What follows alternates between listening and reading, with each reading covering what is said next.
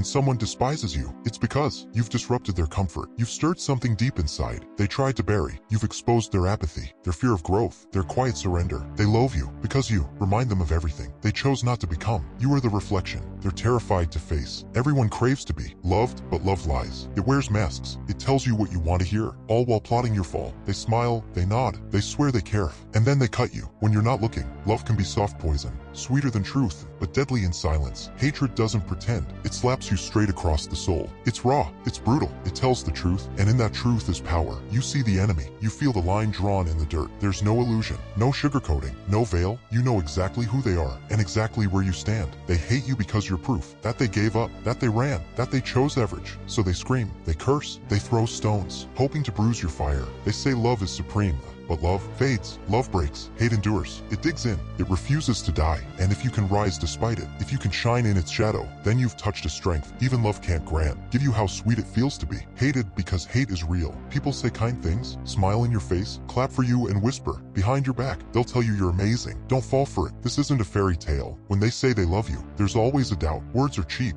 spoken in convenience. But when someone says they hate you, believe it. They mean every word, and that's the beauty of it. Hate is honest. Hate wears no disguise. It doesn't soften the blow. It doesn't hide in politeness. It comes out swinging. No filter, no pretense. And when it hits, you see the truth. When someone hates you, you see their cards on the table. There's no pretending, no two-faced smiles, just raw, pure emotion. And in that, there's power, there's clarity. If you're trying to win the approval of everyone, you're already losing. You can't be everything to everyone. You are made for that. The minute you start shrinking yourself to make others comfortable, you lose your edge, you lose your fire, because the world resents the ones who refuse to blend in, the ones who rise. That's why it's better to be hated than adored. Embrace the hate, let it stoke the flames. Let it remind you, you're breaking the mold. You're walking the warrior's path, a path made for the bold, for the fierce, for the few. When they hate you, it means you're a threat. It means they feel you. And yeah, it's brutal. It's damn uncomfortable, but that's where real growth lives. Not in safety, not where the crowd claps for you and tells you how awesome you are. Growth happens in pressure, in silence, in pain, in resistance. Because love, it fades. It's based on convenience, on moods, on how people feel today. But hate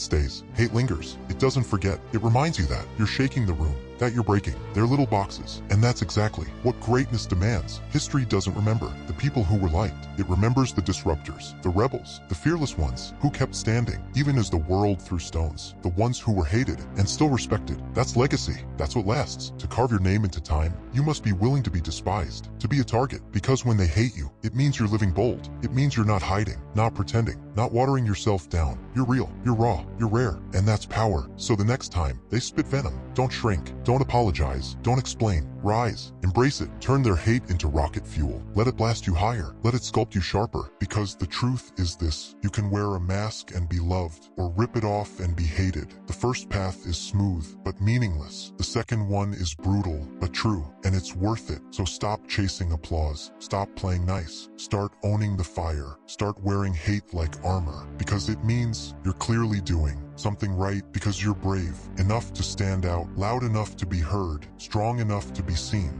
When they hate you, T means you're making noise, you're disrupting the silence. They're tuned in, watching, waiting for a misstep, and that's your power. While they waste time whispering, you're working, you're building, you're reaching new heights, you're smashing limits, dismantling doubt. Hate fuels the fire in a way comfort never could. In this world, you'll face resistance, you'll hear doubt, you'll absorb the blows, but that's the entry fee for greatness. It's the toll for walking your own road, and it's worth every second. So let them hate, let them talk. Be hated for your vision, for your intensity, for refusing to live a small life. Be hated for your backbone, for your grit, for refusing to break, because truth is it. Being hated for standing tall is better than being loved for shrinking. In the end, it's not about approval or applause. It's about truth, living real, living free. It's about staring down the pain, the resistance, the shadows, and rising anyway. It's about not giving in, about pushing forward, about being exactly who you are. And when you accept that, when you own every inch of it, you start to win. Pain becomes your teacher, struggle becomes your strength, sacrifice becomes your story, and suffering, that's just the heat that hardens your resolve. Because the greats of this world didn't rise by sitting back enjoying the view. No, they bled, they clawed their way through the fire. They stared their fears in the face and turned the chaos into rhythm and made it move to their beat.